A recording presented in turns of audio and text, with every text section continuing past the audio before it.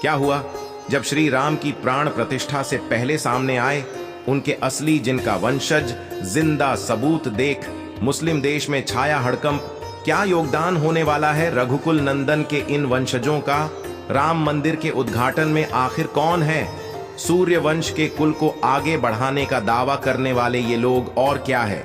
इनकी पूरी सच्चाई अगर आप भी जानना चाहते हैं तो वीडियो के अंत तक हमारे साथ बने रहिएगा। दोस्तों, स्वागत है आपका मेरे सुविचार चैनल पर। आगे चलने से पहले वीडियो को एक लाइक करके चैनल को सब्सक्राइब कर लीजिए। चलिए वीडियो में आगे बढ़ते हैं। दोस्तों, अयोध्या में राम मंदिर के उद्घाटन और राम लल्ला की प्राण प्रतिष्ठा की तैयारी अब पूरी हो चुकी है। पूरी अयोध्या नगरी दुल्हन की तरह सजी हुई है और 22 जनवरी 2024 का दिन भारत के इतिहास में ऐतिहासिक दिन के तौर पर दर्ज होने वाला है। ऐसे में भारत के माननीय प्रधानमंत्री जी से लेकर बड़ी बड़ी हस्तियों को इस महान समारोह का साक्षी बनने के लिए आमंत्रित किया गया है।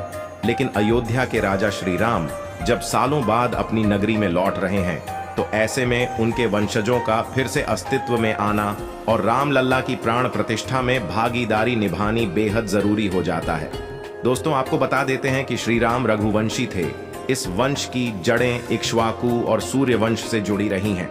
तो आज के समय में कलयुग में ये वंश आखिर कहां है और कैसे बदलते युग के साथ इस वंश का विस्तार हुआ है, चलिए ये भी जान लेते हैं। दोस्तों, हिंदू धर्म के पौराणिक महाकाव्य रामायण में बताया गया है कि जब श्री राम ने वनवास से लौटने के बाद एक धोबी के कहने पर अपनी पत्नी माता सीता का त्याग किया था तो माता सीता वाल्मीकि जी के आश्रम में जाकर रहने लगी।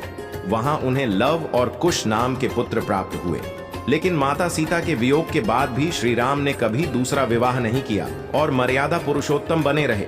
और जब लव और कुश को अपने पिता श्री राम के बारे में पता चला तो माता सीता ने धरती में समाधि ले ली। इसके बाद श्री राम ने लगभग 1100 सालों तक अयोध्या पर शासन किया और उसके बाद अपने पुत्रों और अपने भाइयों के पुत्रों को सारा राज्य सौंपकर खुद जल समाधि ले ली। और श्री राम के बाद उनके पुत्र लव और कुश ने इस वंश को आगे बढ़ाया।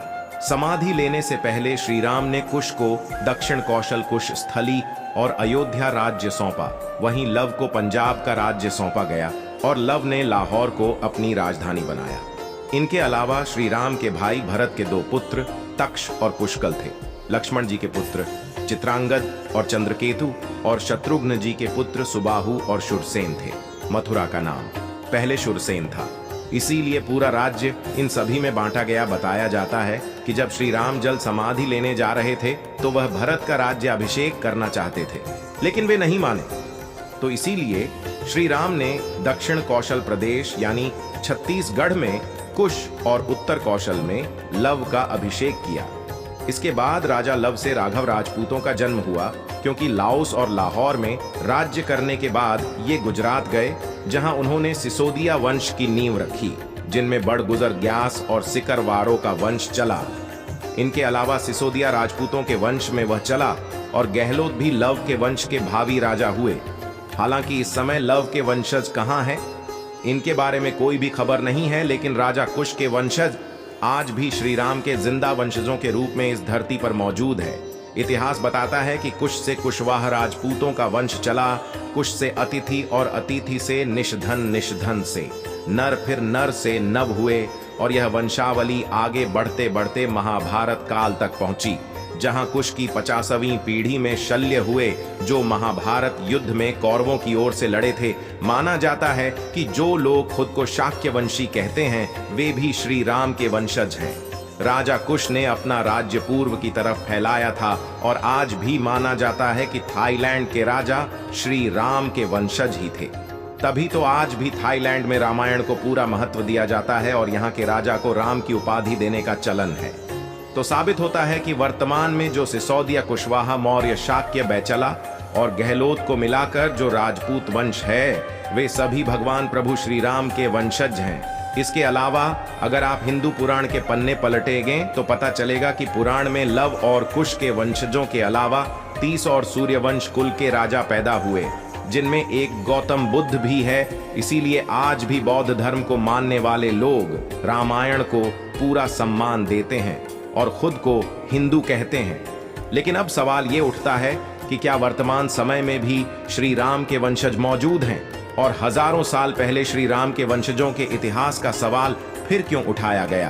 तो आपको बता दें कि 2019 में जब श्री राम मंदिर मामले की सुनवाई हुई, उस दौरान सुप्रीम कोर्ट में श्री राम के वंशजों के बारे में प्रश्न उठाया गया था। फिर जब अयोध्या में श्री राम मंदिर की नींव रखी गई तो यह मांग की गई कि क्या आज भी श्री राम के कोई वंशज धरती पर जिंदा है। तब जयपुर के राजघराने से कुछ लोग सामने आए और उन्होंने अयोध्या में राम मंदिर को लेकर अदालत में चल रही सुनवाई के दौरान गवाही दी। आपको बता दें कि जयपुर राजघराने के पूर्व महाराजा भवानी सिंह की बेटी दिया कुमारी ने सार्वजनिक तौर पर कुछ सबूत पेश किए थे, जिससे जाहिर होता है कि यह राज्य परिवार भगवान राम के बड़े बेटे कुश की वंशावली में आता है। वो कुशवाहा वंश के वंशज हैं। दिया कुमारी पूर्व राजकुमारी और राजस्थान के राजसमंद से मौजूदा भाजपा सांसद रह चुकी है। उन्होंने अदालत में एक पत्रावली दिखाई जिसमें भगवान श्री राम के वंश के सभी पूर्वजों का नाम क्रमवार दर्ज है।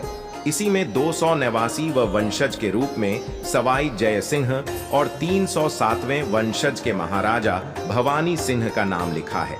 वहीं जयपुर राजघराने की महारानी पद्मिनी और उनके परिवार के लोग भी श्री राम के पुत्र कुश के वंशज ही हैं। महारानी पद्मिनी ने एक अंग्रेजी चैनल को दिए साक्षात्कार में कहा था कि उनके पति भवानी सिंह कुश के 309वें वंशज थे। तो अब जब श्री राम लल्ला की प्राण प्रतिष्ठा होने वाली है और राम मंदिर के उद्घाटन का समय नजदीक आता जा रहा है, तो श्री राम के वंशज एक बार फिर सामने आए हैं।